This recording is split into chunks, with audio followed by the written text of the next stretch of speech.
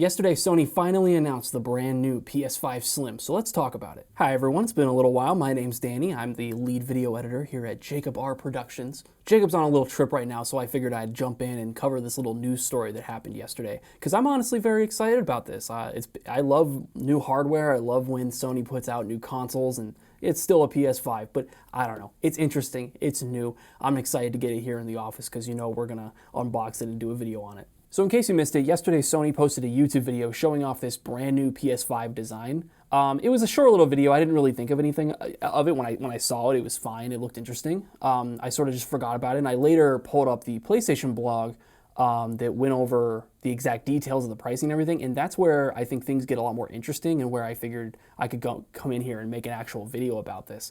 Because there's a lot of hidden details in this article that I think make this a little more divisive perhaps than just a simple console refresh. So here's the article here. New look for PS5 console this holiday season. So first off, let's just get first impressions out of the way. Just like the good old PS5 here, the big boy, I think the disc model is objectively uglier in every way to the digital. It is very obvious that this console was designed to be digital first with a disc attachment after the fact. This is really only one step away from that. If you take off this panel, you'll actually see that. Actually, why not? I'll take it off right now. It's a little difficult to tell, but the disc drive on the original PS5 actually, it looks fairly removable, and if you actually open it all the way up, it really does come out very easily. So they were pretty close to doing the removable disc drive even on this console. But anyway, that aside, the reason I talk about all that is that the disc drive on this redesign is so ugly. It is so incredibly ugly.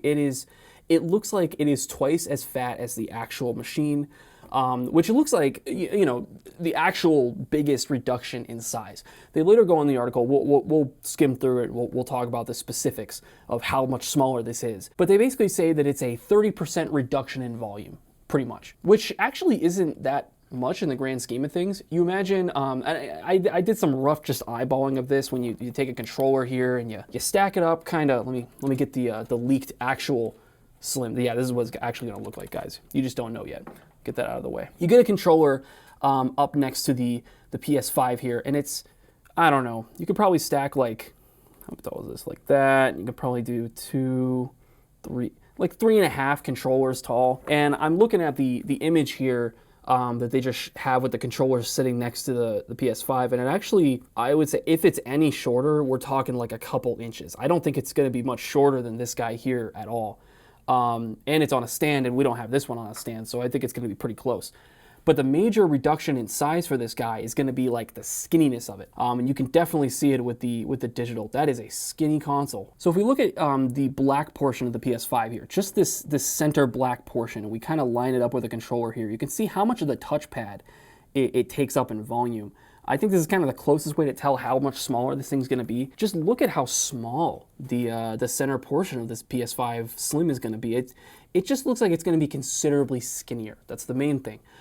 It's hard to tell, like, this direction, like, I don't know what you call this, length.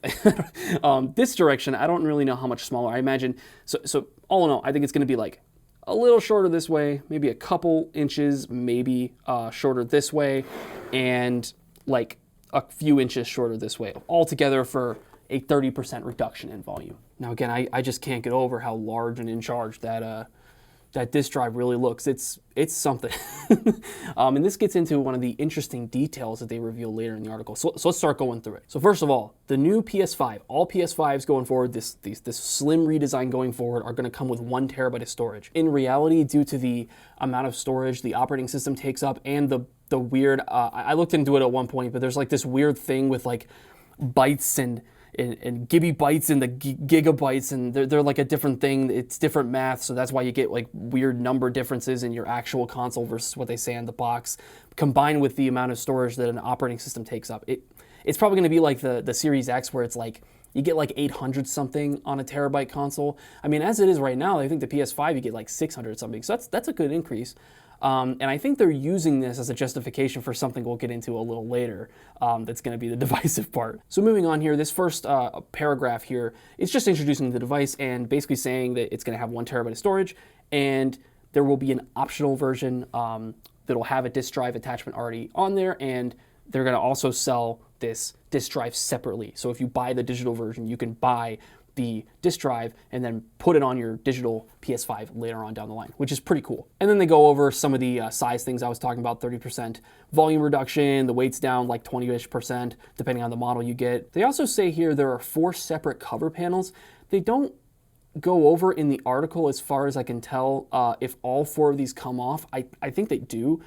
They basically hint that they're going to be having like different models and different colors, just like they do now. You can get the different panels for the PS5. They say the same thing here. They're going to have different panel sets available in different colors pretty soon. I think they say they're going to start with black.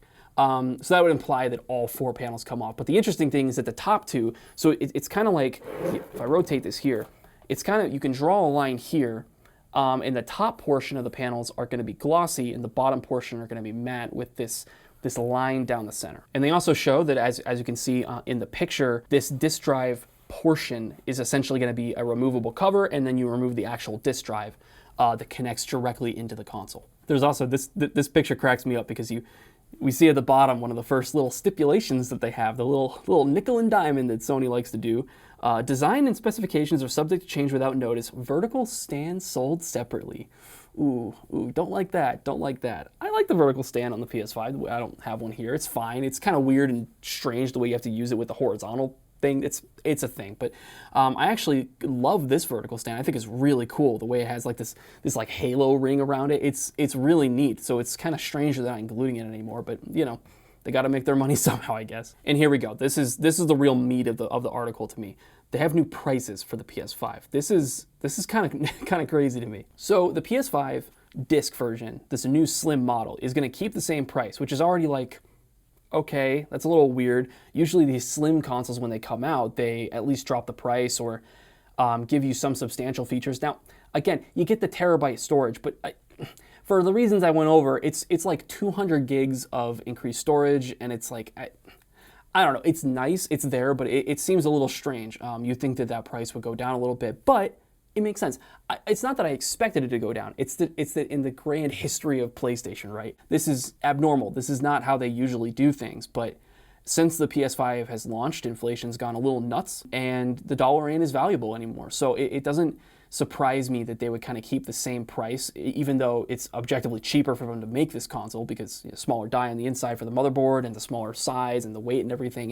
It makes it much cheaper to manufacture and ship to everywhere. But yeah, it's just interesting seeing that. But the real kicker is the PS5 Digital Edition is actually getting an increase in price, which is like, what? The PS5 Digital was $399. So actually, as of right now, you can buy, I don't know if they're like in stock. They've always been weirdly hard to find, but the PS5 Digital, like the original version like this, you can still get for $399. So get that. If you don't have a PS5 and you want the digital, yeah, definitely buy that now, because I don't think it's necessarily worth paying $50 more just for the ability to attach a disc drive later, which if you're buying a digital console, you probably don't care about, and the 200 gigs increased storage.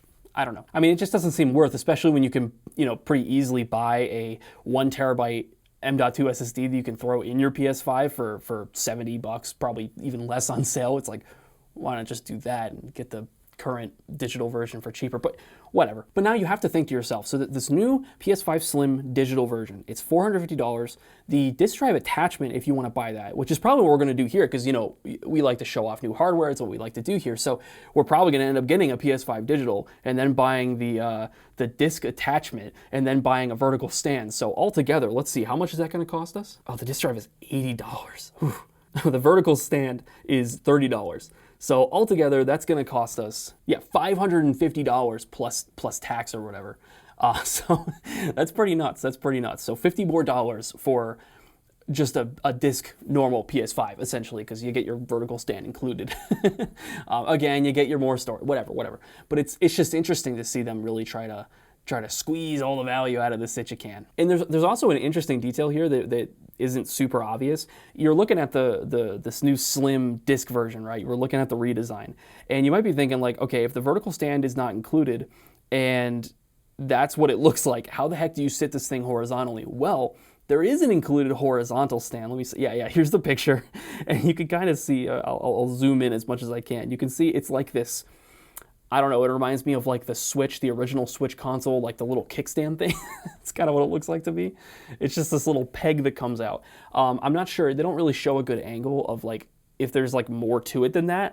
It's kind of hard to tell, but that's what it looks like to me. So they have some sort of solution in mind for laying it down horizontally. And it's just interesting to me because for me, I always keep my PS5 vertically. I think it's just kind of the way it's meant to be. It's how they always advertise it. It's just, I like the look of it vertically. It's how I always keep mine set up. I know a lot of people keep theirs horizontal for various reasons, but for me, if I wanted this PS5 Slim, I'd almost feel obligated to buy the vertical stand because it just screams to be stood up vertically, in my opinion. So I don't know, very, very interesting moves. And then they go over finally just the tech specs of the thing.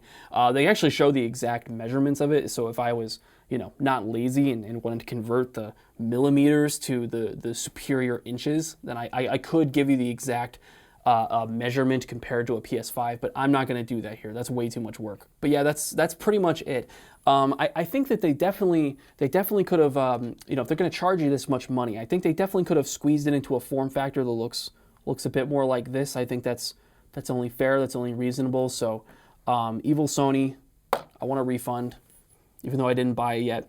But look forward to probably seeing, did they say when this comes out? November. It says November. So in November, you can look forward to the PS5 Slim or whatever they want to call it. I think they just call it the new look. Yeah, the PS5 new look. That's what we're going to call it. So look forward to seeing that on the channel soon. I actually am genuinely excited to see it. Thanks for watching this video. Let me know what you thought of me. It's not often you get a taste of the Danny. Although, if you want to see more of me, definitely subscribe to Smokin' Silicon. Videos on that channel are coming soon. It's definitely going to have a lot more of me on there if you want that. If you don't, too bad. Bye-bye.